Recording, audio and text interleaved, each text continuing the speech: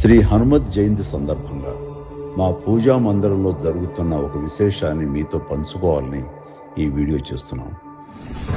ప్రతి సంవత్సరం డిసెంబరు, జనవరి, ఫిబ్రవరి నెలల్లో సూర్యకిరణాలు సప్తవర్ణాలుగా మారి మా పూజా మందిరంలో ఉన్న హనుమంతుడిని పైనుంచి కింది వరకు స్పృశిస్తూ ప్రసరించడం చూస్తుంటే ఆ దృశ్యం, ఆ అనుభూతి మాటల్లో చెప్పలేనిది.